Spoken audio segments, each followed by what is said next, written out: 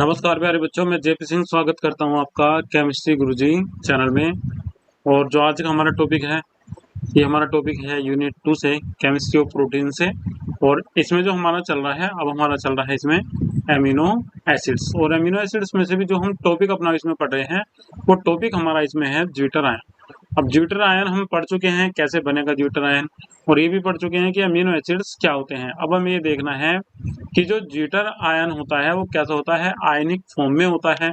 और जो इसका बिहेवियर होता है वो होता है इसका एम्फोटेरिक टाइप का। ठीक है, एम्फोटेरिक बिहेवियर इसका होता है। ये दोनों की तरह से रिएक्ट कर जाता है, एसिड्स एंड बेसिस। ठीक है, ये दोनों की तरह से रिएक्ट करेगा, एसिड की तरह से भी और बेसिस की तरफ से भी। ये लाइन हमने इसी वजह से इसमें लिखी हुई भी है कि जो ज्यूटर आयन होता है, इन ज्यूटर आयोनिक फॉर्म, जो ज्यूटर होता है आयनिक फॉर्म में, amino acid show amphoteric behaviour. जो अमीनो एसिड्स होते हैं वे शो कर देते हैं किसे, एम्फोटेरिक बिहेवियर को। और इस बिहेवियर की वजह से ही ये क्या शो करते हैं, अपना एसिडिक और बेसिक नेचर शो करते हैं। कैसे शो करते हैं, ये रिएक्शन आप लास्ट वाली वीडियो में भी देख चुके हैं और इस वाली वीडियो में भी देखने वाले हैं। क्यों? क्योंकि हम अभी इसमें पढ़ने वाले हैं इन एसिडिक सॉल्यूशन के। एसिडिक सॉल्यूशन में क्या होगा, जो हमारे पास में एमिनो एसिड्स होते हैं, अगर हम इन्हें डाल देंगे किसमें, एसिडिक सॉल्यूशन में, तो एसिडिक सॉल्यूशन में ये किस टाइप से अपना बिहेवियर करेंगे। ठीक है, किस टाइप का इनका व्यवहार होगा अगर हम इन्हें अम्ल वाले सॉल्यूशन में डाल देंगे। ठीक है, अम्लीय सॉल्यूशन में अगर हम इन्हें डाल देंगे, एसिडिक सॉल्यूशन में इन्हें डाल देंगे, तो ये किस टाइप का अपना नेचर शो करेंगे वो हम देखने वाले हैं। बेसिक सॉल्यूशन में डाल देंगे तो किस टाइप का नेचर शो करेंगे। चलिए पहले आप समझ लीजिएगा, फिर मैं इसकी इंग्लिश आपको साथ साथ समझाता रहता हूँ, क्योंकि बच्चे कहते रहते हैं सर हिंदी में भी समझाइएगा। तो बेटा जब हम इसे डाल दें किसमें, एसिडिक सॉल्यूशन में, तो एसिडिक सॉल्यूशन में बेसिकली क्या होता है, H+ होता है। तो इसका जो हमारे पास में जो OH नेगेटिव वाला पार्ट है वो किससे जुड़ जाएगा, वो जुड़ जाएगा हमारा किससे, H के साथ में, और क्या बना लेगा, COOH बना लेगा। जो हमारे पास में COO नेगेटिव वाला पार्ट है, जो एसिडिक पार्ट है इसका COO नेगेटिव वाला, वो किसके साथ में जुड़ जाएगा, H के साथ में जुड़ जाएगा, और क्या बना लेगा, COOH बना लेगा। और जो ये नेचर शो करेगा कौन, ज्यूटर आयन, ये नेचर शो करेगा अपना कौन सा, बेसिक वाला। क्यों? क्योंकि इसके पास में बचेगा कौन, NH3+ बचेगा। ठीक है, तो ये बेसिक आयन बना देगा। और ये किस टाइप का आयन बनाएगा, एक टाइप का पॉजिटिव आयन बन जाएगा इसका। तो याद रखिएगा, जब ये एसिडिक सॉल्यूशन में रहेगा तो किस टाइप का अपना आयन बना देगा, ये आयन बना देगा अपना पॉजिटिव टाइप का आयन बनाएगा। और आयन जो होगा वो हमारा कैसा होगा, बेसिक आयन होगा। चलिए एक बार इसकी रिएक्शन भी देख लेते हैं, और इसके बारे में हमने लिखा हुआ भी है इसमें।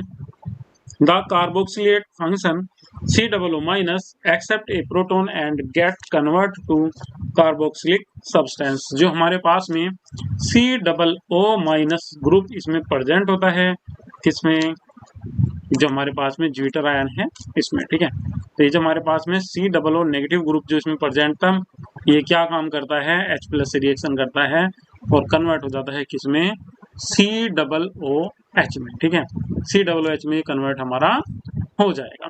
अब इसके बाद में हम इसकी रिएक्शन देखने वाले थे, कोई इस टाइप का हम इसका एक रिएक्शन ले रहे हैं, किसका, ज्यूटर आयन का। तो देखिएगा ज्यूटर आयन का ये एग्जाम्पल हमारे पास में भी बहुत देर से है, लास्ट वाली वीडियो से है। NH3 positive, single bond CH और single bond R, single bond C। चलिए 1 मिनट इसे सही कर लेंगे, ये है हमारे पास में।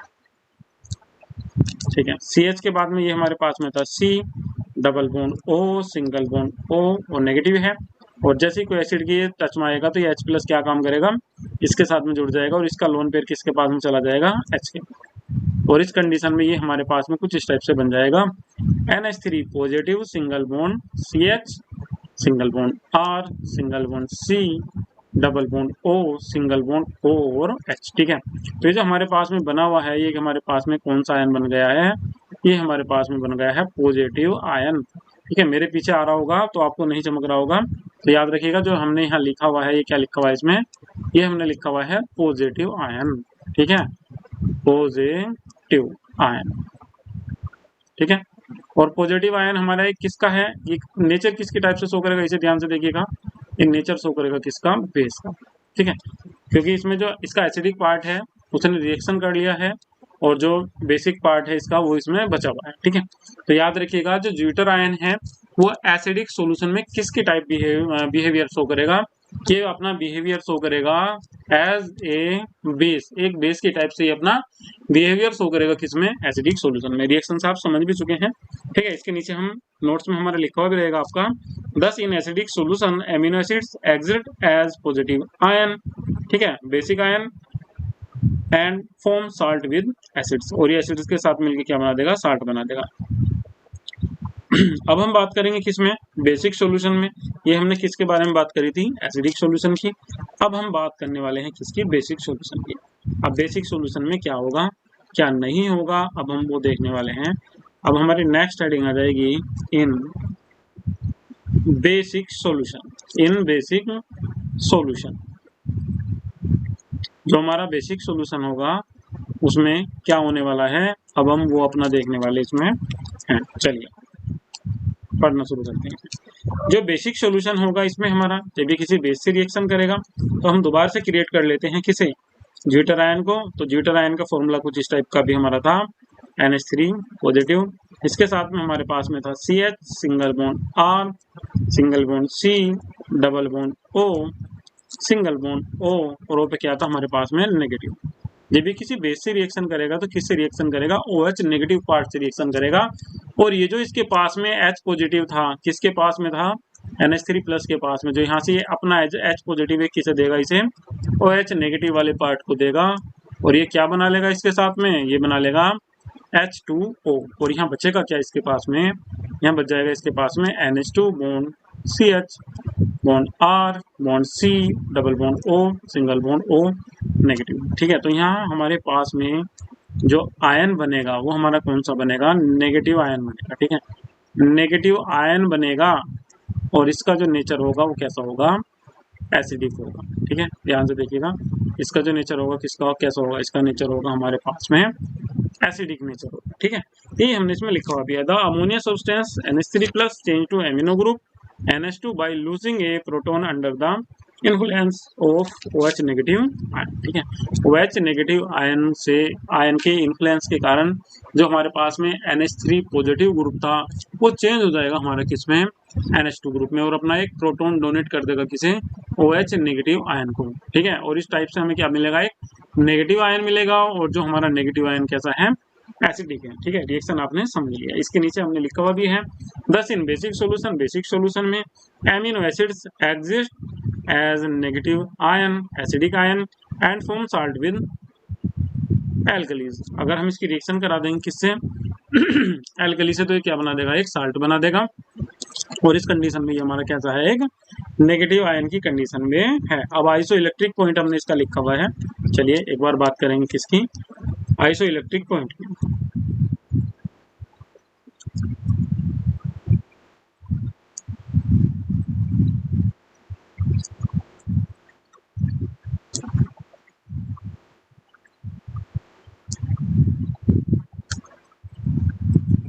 थ्योरी जो हमारे नोट्स में है वो तो हम बोलते ही रहेंगे, उसके साथ साथ मैं आपको ये समझाना चाह रहा था कि आइसो इलेक्ट्रिक पॉइंट में हमने समझाया क्या है, ठीक है। आइसो इलेक्ट्रिक पॉइंट में हमने इसमें ये बताया है कि जो हमारे पास में ज्यूटर आयन होते हैं ये एसिडिक सॉल्यूशन में बिहेव करते हैं किसकी तरह, बेसिक आयन की तरह, और बेसिक सॉल्यूशन में ये बिहेव करते हैं एसिडिक आयन की तरह। और इनका जो पीएच वैल्यू होती है वो कैसी होती है, चेंज होती रहती है। अगर सॉल्यूशन बेसिक होगा तो इनकी जो पीएच वैल्यू है वो कैसी हो जाएगी, एसिडिक टाइप की हो जाएगी।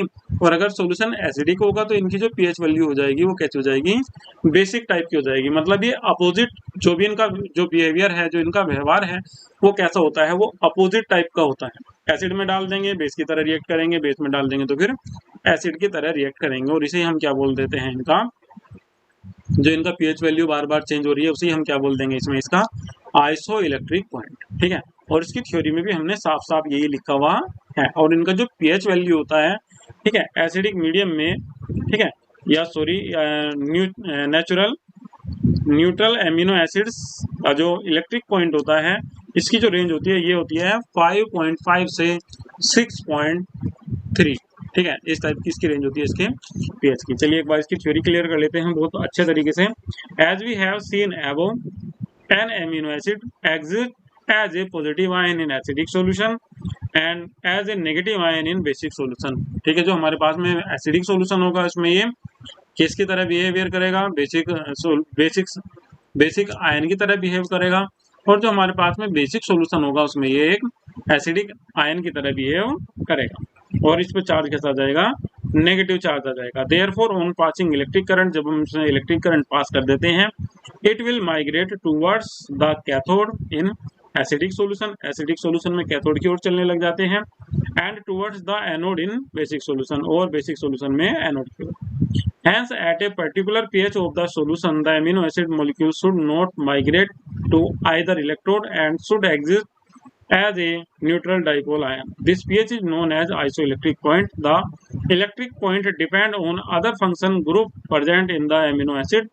The neutral amino acids have isoelectric point in the range of pH 5.5 to 6.3। जो नेचुरल रेंज होती है इसकी वो कितनी होती है, 5.5 से 6.3 तक होती है। An isoelectric point, the amino acids have the least solubility in water and the property is exploited in the separation of different amino acids obtained from the hydrolysis of proton। अब इसके बाद में हम बात करने वाले हैं किसकी, एक हमारे पास में है इसमें एक्सेप्ट ग्लाइसिन, ठीक है। अब हमारे पास में एक अलग से, अब देखिएगा ये जो आइसो इलेक्ट्रिक पॉइंट है ये मैंने आपको बता दिया है, समझा दिया है, एक बार और थ्योरी के बाद भी समझा देता हूँ। जो हमारे पास में एसिडिक सॉल्यूशन होगा, ठीक है, जो हमारे पास में एसिडिक सॉल्यूशन होगा इसमें जो हमारा ज्विटर आयन है, ठीक है, जो हमारा ज्विटर आयन है उसका बिहेव होगा, ठीक है। बिहेवियर कैसा होगा, कैसा बिहेवियर होगा, ये बिहेव करेगा किसकी तरह, एज ए बेस, ठीक है, एज ए बेस, बेस की तरह बिहेव करेगा, ठीक है। और यहाँ जो इस पे चार्ज होगा वो कैसा होगा, इस पे पॉजिटिव चार्ज होगा। ये पढ़ा है हमने किसमें, आइसो इलेक्ट्रिक पॉइंट में। और सेकंड पॉइंट ही हमने इसमें कंसीडर किया है, ठीक है। सेकंड पॉइंट हमने इसमें ये कंसीडर करा है कि अगर हमारे पास में बेसिक सॉल्यूशन है, अगर हमारे पास में क्या है, बेसिक सॉल्यूशन है, तो बेसिक सॉल्यूशन में जो ज्विटर आयन है, जो हमारा ज्विटर आयन है ये बिहेव करेगा किसकी तरह, एक एसिड की तरह, ठीक है नहीं, एज ए एसिड। और इस कंडीशन में इसमें चार्ज होगा, क्या होगा, नेगेटिव चार्ज होगा। फिर सेकंड कंडीशन हमने इसमें एक ये क्रिएट करी है, अगर हम इनमें लगा देंगे क्या, इलेक्ट्रोड, अगर हम इनमें क्या लगा देंगे, इलेक्ट्रोड लगा देंगे। एक साइड में हमने क्या लगा दिया, एनोड लगा दिया है, दूसरी साइड में हमने इसमें क्या लगा दिया है, कैथोड लगा दिया है। कैथोड पे चार्ज होता है नेगेटिव और एनोड पे चार्ज होता है पॉजिटिव। एक पे चार्ज पॉजिटिव है, एक पे चार्ज कैसा है, नेगेटिव। अब याद रखिएगा ये सेम कंडीशन बेसिक सॉल्यूशन में भी होगी और एसिडिक सॉल्यूशन में भी होगी। अगर हम बात करेंगे किसकी, बेसिक सॉल्यूशन की, तो बेसिक सॉल्यूशन में जो हमारा ज्विटर आयन होगा वो एनोड की ओर गति करेगा, ठीक है नहीं है, तो ये टुवर्ड्स चला जाएगा एनोड, और इसमें ये टुवर्ड्स चला जाएगा किसकी ओर में, कैथोड की ओर में। तो यहाँ जो ज्विटर आयन होगा वो कहाँ जाएगा, कैथोड के पास जाएगा, और यहाँ किसके पास जाएगा, एनोड के। और इसकी एक रेंज दिखाई है हमने किसमें, न्यूट्रल में। न्यूट्रल फॉर्म में जो ज्विटर आयन की जो रेंज होती है वो होती है 5.5 से 6.3 pH वैल्यू तक, ठीक है। ये सब हमने पढ़ा है किसमें, आइसो इलेक्ट्रिक पॉइंट। ये आपको क्लियर हो गया होगा, मैंने एक बार आपको इसकी थ्योरी भी समझा दी है, और जो इसके मेन पॉइंट्स थे वे मेन पॉइंट्स भी मैंने आपको ये वाले क्लियर कर दिए हैं। अब इसके बाद में हमारे पास में एक और इसका जो लास्ट पॉइंट है ये हमारे पास में इसमें है, एक नेक्स्ट पॉइंट है ये हमारे पास में, accept glycine.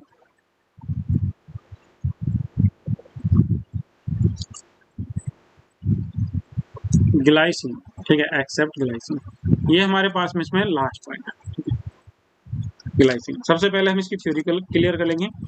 All other naturally occupying D amino acids are optically active. जो हमारे पास में एमिनो एसिड्स होते हैं ये हमारे पास में कैसे होते हैं, ऑप्टिकली एक्टिव होते हैं। अर्थात ऑप्टिकली एक्टिव का मतलब होता है प्रकाश सक्रिय होते हैं, ठीक है। ये प्रकाशिक सक्रिय पदार्थ होते हैं।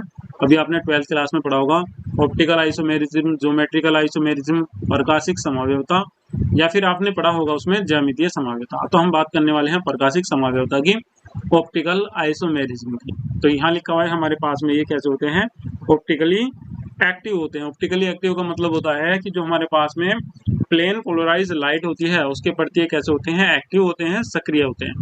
प्लेन पोलराइज लाइट क्या होता है, समतल ध्रुवित प्रकाश होता है जिसके प्रति ये कैसे होते हैं, सक्रिय होते हैं। ठीक है, तो इसमें हमने ये लिखा हुआ है, this is because alpha carbon atom present in the asymmetric form. ठीक है, और इसमें हमारे पास में एक क्या होता है, चिरल कार्बन एटम होता है। चिरल बोल लीजिए या कायरल बोल लीजिए, स्पेलिंग कुछ इस टाइप की होती है इसकी, CHIRAL, चिरल कार्बन। अब चिरल बोलिएगा या कायरल बोलिएगा, इसके पास में चिरल कार्बन होता है। अभी कौन सा होगा, हिंदी की बात करेंगे तो इसे असमित कार्बन परमाणु बोल देते हैं। ये एक ऐसा कार्बन होता है, ठीक है, ये हमारे पास में जो कार्बन है ये एक ऐसा कार्बन होता है जिसकी हर एक वैलेंसी एक अलग अलग एटम या फिर अलग अलग ग्रुप के द्वारा बैलेंस होती है। ठीक है, ये हमारे पास में R और ये हमारे पास में यहाँ इसके पास में है H। ठीक है, ये इसकी D फॉर्म, ये अमीनो एसिड है। अब इसकी क्या बनाएंगे, L फॉर्म बनाएंगे। D फॉर्म है, इसकी L फॉर्म भी बना देंगे, COOH, single bond C, single bond H, single bond NH2, और लास्ट में हमारे पास में नीचे आ जाएगा R। ये इसकी कौन सी है, L फॉर्म। ये अधिकतर L फॉर्म में ही पाए जाते हैं। ठीक है, जो हमारे पास में अमीनो एसिड्स होते हैं ये अधिकतर किस में पाए जाते हैं, L फॉर्म में पाए जाते हैं। They exist in both D and L forms. The Fischer projection formula are as follow. जो फिशर प्रोजेक्शन फॉर्मूला है वो हमारा कुछ इस टाइप का है, और ये D और L फॉर्म दोनों में पाए जाते हैं, और अधिकतर किस में पाए जाते हैं, ये L फॉर्म में। ठीक है, most naturally occupying amino acids have L configuration. ये जो हमारे पास में एमिनो एसिड्स होते हैं ये मोस्टली L कॉन्फ़िगरेशन ही रखते हैं, जैसे कि हमने इसमें सेकंड टाइप वाले में देखा है। तो यहाँ हम जो बात कर रहे थे वो एक्सेप्ट ग्लाइसिन में जो हम बात कर रहे थे वो हम किसकी बात कर रहे थे, वो हम बात कर रहे थे ऑप्टिकली एक्टिविटी की। जो हमारे पास में एमिनो एसिड्स होते हैं ये ऑप्टिकली कैसे होते हैं, एक्टिव होते हैं, प्रकाश सक्रिय होते हैं। ठीक है, ये जो हमारे पास में प्लेन पोलराइज लाइट होती है, जो समतल ध्रुवित प्रकाश होता है उसके प्रति कैसे होते हैं, सक्रिय होते हैं, उसके प्रति अपनी एक्टिविटी ये शो कर जाते हैं। बेटा ये आपके टॉपिक क्लियर हो गया होगा जो मैं अभी आपको पढ़ा रहा था इसमें ज्विटर आयन का। इसकी ज्विटर आयन क्या होता है, ज्विटर आयन बनेगा कैसे, एमिनो एसिड्स क्या होते हैं, एमिनो एसिड्स का क्लासिफिकेशन लास्ट वाली वीडियो में हम पढ़ चुके हैं।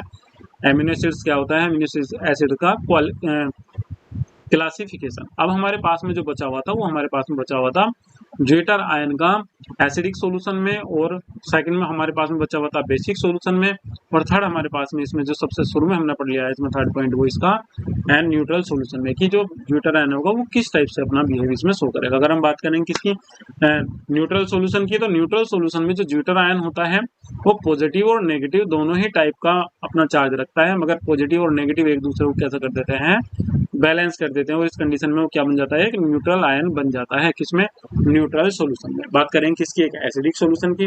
तो जब हम एसिडिक सॉल्यूशन की बात करेंगे तो उसमें वो बिहेव करेगा बेसिक आयन की तरह, और बेसिक सॉल्यूशन की बात करेंगे तो उसमें वो बिहेव करेगा एसिडिक आयन की तरह। ये हम पढ़ चुके हैं इसमें। ठीक है, और जो ये अमीनो एसिड्स होते हैं ये कैसे होते हैं, ऑप्टिकल रिएक्टिव होते हैं। जो हमारे पास में प्लेन पोलराइज लाइट होती है उसके प्रति कैसे होते हैं, सक्रिय होते हैं, एक्टिव होते हैं, और ये दो फॉर्म में पाए जाएंगे, एक इसका डी फॉर्म, एक इसका एल फॉर्म। और अगर हमारे पास में कोई ऐसा कार्बन है जैसे कि आपको दिखाई दे रहा है मेरी जस्ट साइड में ही, कि कार्बन की प्रत्येक वैलेंसी क्या है, ये हमने देखा कि कार्बन की प्रत्येक वैलेंसी अलग अलग एटम्स या फिर ग्रुप के द्वारा बैलेंस हो रही है। तो इस कंडीशन में ऐसे कार्बन को हम क्या बोल देंगे, चिरल बोल देंगे, या इसे आप कायरल बोल सकते हैं। जैसे कि हमने इसमें लिखा हुआ है ये हमारे पास में जो एक कार्बन है ये कैसा है, हमारे पास में एक चिरल कार्बन है, और ये भी। ठीक है, अगर हिंदी की बात करेंगे तो इसे हम बोल देते हैं असममित कार्बन परमाणु। प्यारे बच्चों, वीडियो को लाइक कीजिएगा, अधिक से अधिक शेयर कीजिएगा। इस वीडियो में इतना ही, और जो आपकी नेक्स्ट सेकंड वीडियो है वो भी आपकी शायद आज आ जाएगी। मैं आपसे कह भी रहा था कि कुछ डेज आपकी दो वीडियो भी आपको मिलेंगी, क्योंकि आपकी बहुत दिन से वीडियो नहीं डल पाई है या किसी प्रॉब्लम की वजह से नहीं आ पा रही है। तो आज मैं आपकी एक साथ ही 2 वीडियो डालने की कोशिश करता हूँ। वीडियो को लाइक कीजिएगा, अधिक से अधिक शेयर कीजिएगा।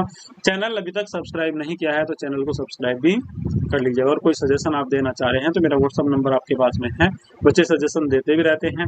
कुछ बच्चे बता रहे थे कि सर नोट्स साथ साथ अपलोड कीजिएगा, तो मैं पूरी हर संभव कोशिश कर रहा हूँ कि आपके जो नोट्स हैं वे आपके लेक्चर के साथ में ही चल रहे हैं। टाइम की शॉर्टेज की वजह से नहीं कर पा रहा हूँ। जल्द ही, बहुत ही जल्द मैं आपकी इस वाली प्रॉब्लम को भी दूर करने वाला हूँ कि नोट्स भी आपके साथ साथ ही आ जाया करेंगे, लेक्चर आएगा साथ साथ ही नोट्स आ जाएंगे।